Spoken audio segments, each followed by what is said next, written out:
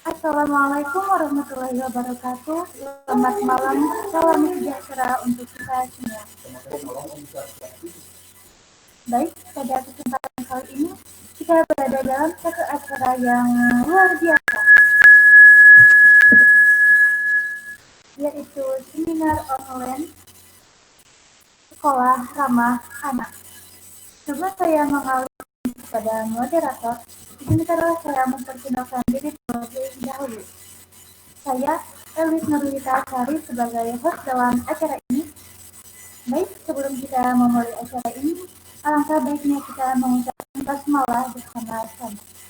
Bismillahirrahmanirrahim. Saya serahkan kepada moderator.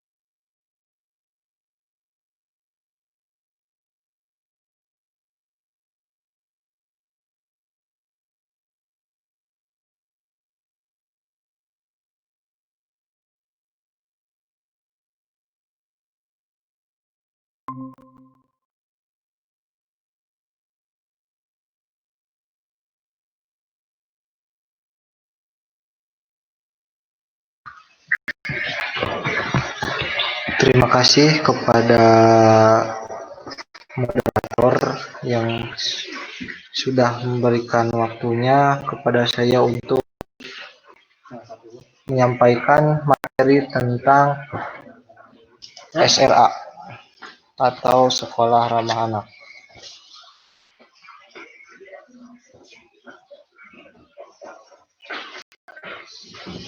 Sekolah Ramah Anak adalah sekolah atau madrasah yang aman, bersih, sehat, hijau, inklusif, dan nyaman bagi perkembangan fisik, kognisi, dan psikososial pada anak perempuan dan laki-laki, termasuk anak yang memerlukan pendidikan khusus dan atau pendidikan layanan khusus. Dasar Hukum Kesepakatan Nasional Pedoman Penermat Sekolah Ramah Anak. Yang pertama, Undang-Undang Dasar Negara Republik Indonesia tahun 1945, Amandemen Pasal 28 dan Pasal 31, Pasal 34 ayat 2. Undang-Undang Nomor 4 Tahun 1979 tentang Kesejahteraan Anak, Undang-Undang Nomor 36 Tahun 1999 tentang Hak Asasi Manusia, Undang-Undang Nomor 23 Tahun 2002 tentang Perlindungan Anak, Undang-Undang Nomor 20 Tahun 2003 tentang Sistem Pendidikan Nasional, Undang-Undang Nomor 11 Tahun 2005 tentang pengesahan Komponen Internasional tentang Hak Ekonomi, Sosial, Budaya, dan Undang-Undang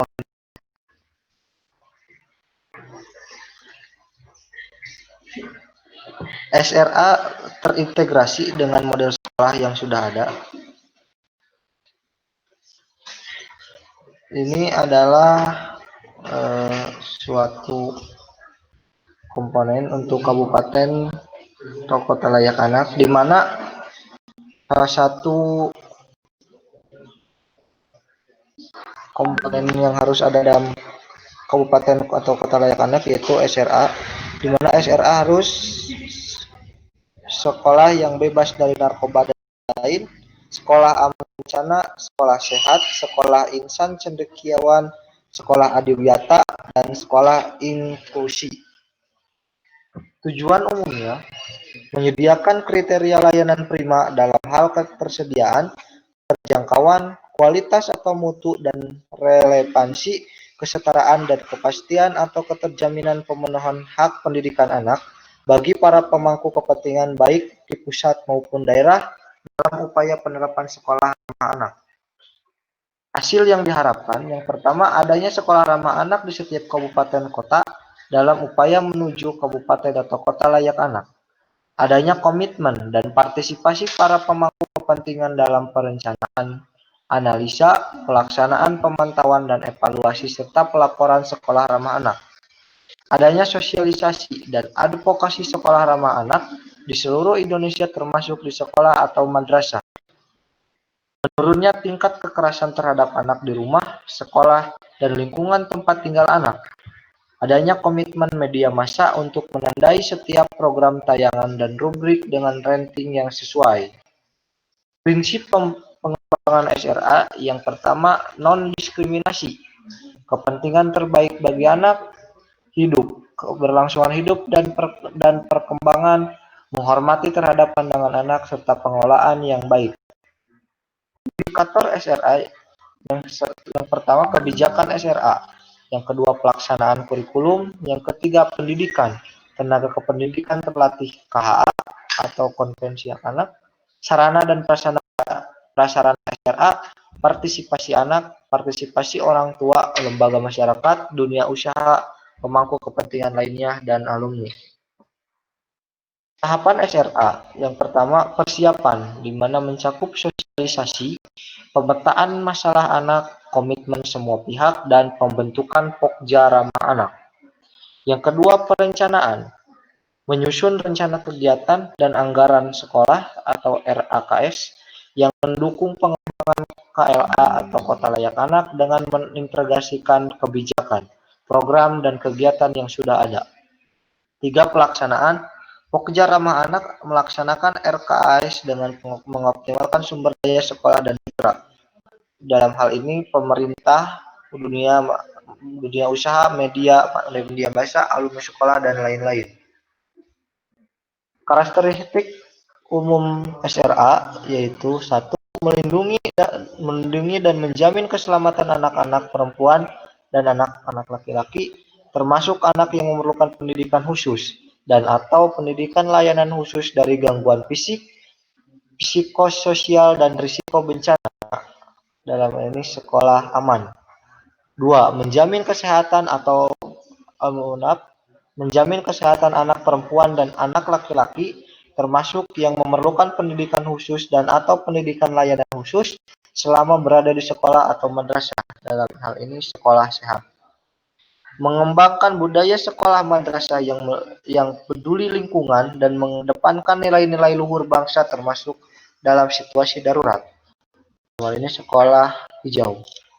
Membuka kesempatan belajar bagi setiap anak perempuan dan laki-laki termasuk yang memerlukan pendidikan khusus dan pendidikan layanan khusus, inklusi, dan nyaman. Yang kelima, menerapkan kurikulum yang sesuai dengan usia, kemampuan, dan cara belajar anak perempuan dan laki-laki, termasuk anak yang memerlukan pendidikan khusus dan atau pendidikan layanan khusus, inklusi, dan nyaman. Melibatkan peran serta keluarga, masyarakat sekitar, dan pihak-pihak lainnya dalam mengelola pendidikan dan inklusi dan nyaman. Penerapan pembelajaran yang baik. Terima kasih.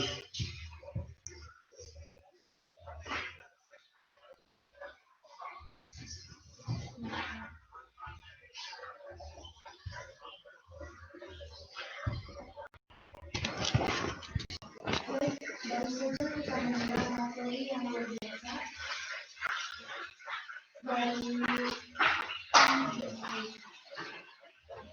kita masuk dalam sesi tanya jawab. Saya ingin bertanya yang harus memberikan pertanyaan yang tertentu.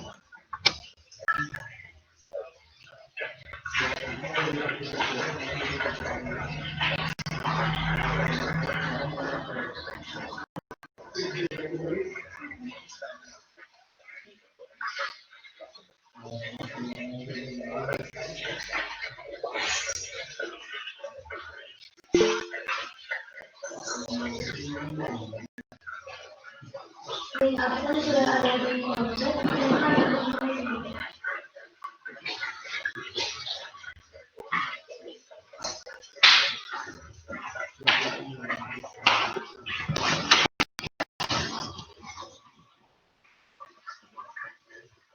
Baik, kita lanjutkan kepada pemateri untuk memberikan kontribusi.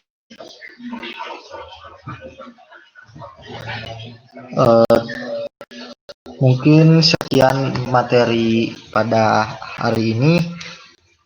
Mohon maaf bila ada perkataan yang kurang berkenan. Sekian, wassalamualaikum warahmatullahi wabarakatuh.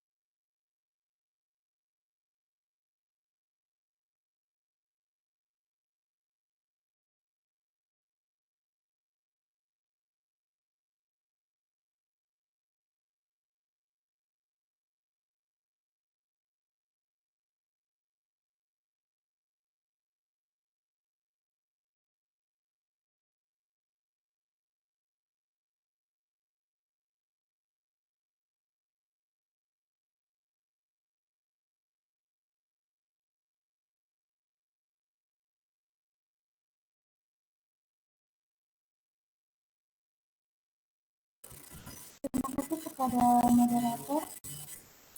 Oke, saya tutup acaranya dengan ucapan Alhamdulillah.